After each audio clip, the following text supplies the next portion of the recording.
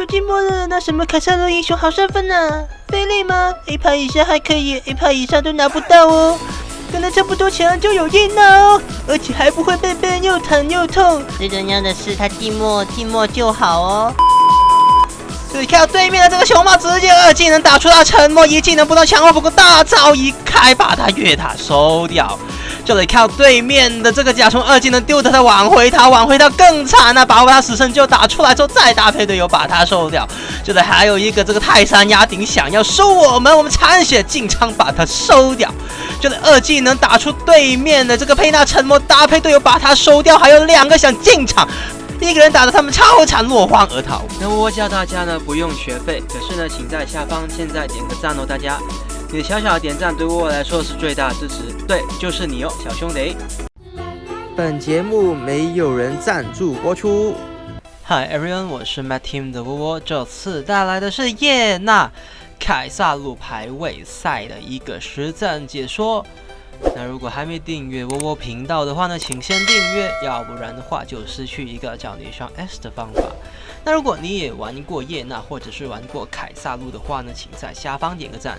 如果是喜欢玩其他路、其他英雄的话呢，也欢迎在下方留言告诉窝窝你喜欢玩什么路、什么英雄。窝窝的话也会尽量出那个英雄的实战解说来给你看。那如果呢是希望在片头的赞助部分显示你的名字的话呢，只要支持这个窝窝频道赞助呢就可以了，让1万多人呢看到你的这个名字。那这里一开始，我们蹲在这个草丛，因为看到对面的这个祖卡呢是必经之路，2技能打他一个沉默之后还速，2技能打他直接缴了他的泰山压顶。我们开启闪现追过去，这里把他闪现逼出来，他还有一个死神。那这里如果是1打1，绝对能够越塔把他收掉。可惜对面啊，这个辅助还有打野都上来了，没所谓。这里看到哇，那么多小兄弟先把对面的这个佩纳先收掉，把对面2个小兄弟呢打成一个残血的状态啊，落荒而逃。那这里丢一个2技能，逼出对面的拉兹的闪现瞬移。那其实呢，死神之佑呢，有时候很多时候啊，就相当于1条命了。有时候如果把对面一个死神之佑打出来的话，像刚刚那样，如果后面不是追了一个打野小兄弟的话啊，那也不必一定要越塔去追啊，他那个其实是就相当于1条命了。那这里在出装方面呢，我们一开始呢出一个模仿鞋啊，这2技能丢他啊。2技能呢，有时候一个作用除了是还速啊，想要打伤害，其实沉默啊是很重要的一件事情。像比方说奇尔这个英雄，为什么在现在这个版本啊，他明明大家可能觉得改强了一个沉默，就变得那么的夯了吗？其实真的是差很远。一个沉默如果是切对面的法师啊，法师就会很难受。切很多英雄他有逃脱技能，一个沉默他就逃不掉。那这一把一开始我们出了一个模仿鞋，因为对面这把的控制英雄很多，丢一个2技能进去啊，他直接就出来，我们一个控制他。那这里呢没所谓啊，他又一个闪现没所谓，我们还是不逼呢那么的越塔。如果什么情况可以越塔呢？如果卡瑞兹刚刚也有上来，我们直接就越塔，不啰嗦啊。那这里看到中路又有集结，想要去支援一波啊，队友已经把对面佩纳收掉，而对面的拉兹这个时候呢也直接退回的这个塔内。这一把我们玩的一个叶娜呢，不是说像平时我玩的切后排把对面比方说苏啊这种英雄呢射手位去切，因为这一把我们比较打的多的是一个像工兵一样把塔推掉然后呢适时的去跟对面做一个换人头，把对面主要输出位呢去换掉。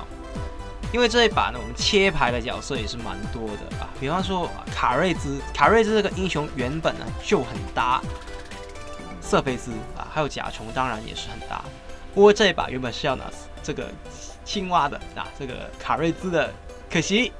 这个小兄弟没跟窝窝换到那没所谓，我们就继续的这一把玩一个凯撒路，这里直接再把整理完兵线之后呢，很多时候你玩耶拿可以去转中路，又或者像我这样把对面红 buff 直接拿掉，不用怕对面的熊猫，根本切不动你的。熊猫这个英雄，他最怕的就是像这个飞类啊，或者是叶娜这种英雄，跟他打线，他永远是切不动你啊！你出了很多坦装，把你切得动他，二技能丢过去，一技能，再来一个一技能开启大招，一个二技能控制他，把他人头收掉，完美逃脱。那为什么窝窝说叶娜这个英雄啊，其实是很好用啊？就是这个英雄啊，还有飞类，你出装备方面，你可以出很多的坦装，出了很多坦装，它还是在伤害方面很够。所以说，在现在这个版本，为什么佛罗伦啊？佛罗伦现在手感不好，所以很少人用。反而是叶娜飞类这两个英雄很值得大家去练一练。那当然飞类啊，我觉得是有点的很难去选得到，因为经常 ban 丢一个二技能，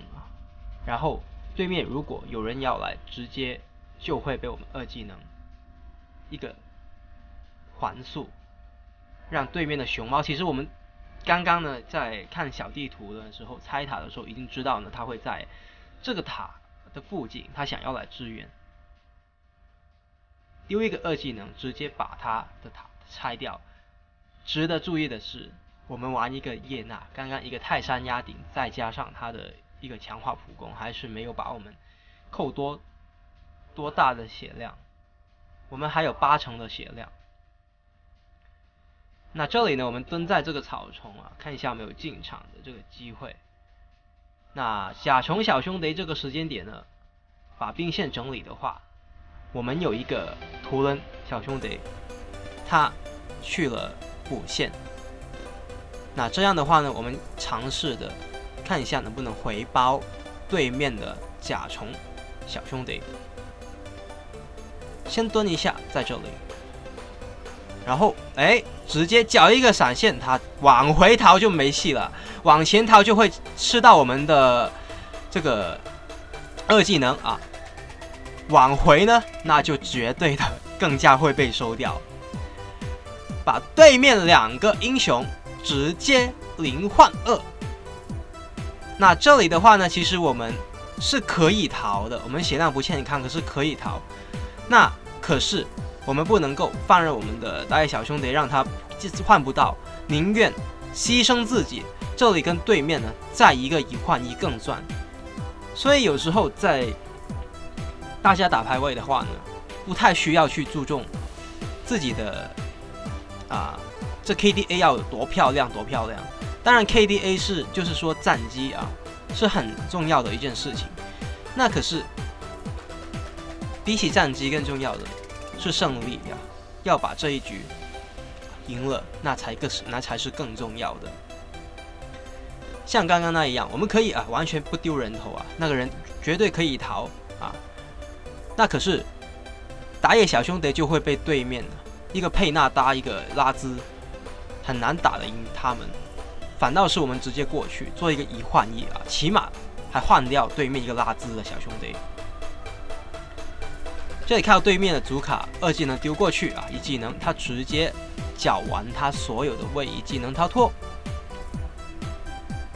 那这里我们二技能把兵线直接整理。这里呢，我们来到这凯撒区，那不多说了这个时间的话呢，有机会就把他这个凯撒尝试拿掉。那如果是说7分多钟就有机会拿凯撒，那也是去拿有机会就拿，不必说担心这个太早了打凯撒很难。只要有把握把这个凯撒拿掉，越早拿越好，节奏呢带得越快越好。凯撒这种东西就是帮助你整个游戏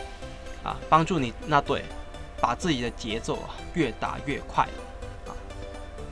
让你能够不必的拖到那么后期，又或者是逆风的时候拿一个凯撒，让整个局势缓和。那这里看到我们的卡瑞兹小兄弟想要进场，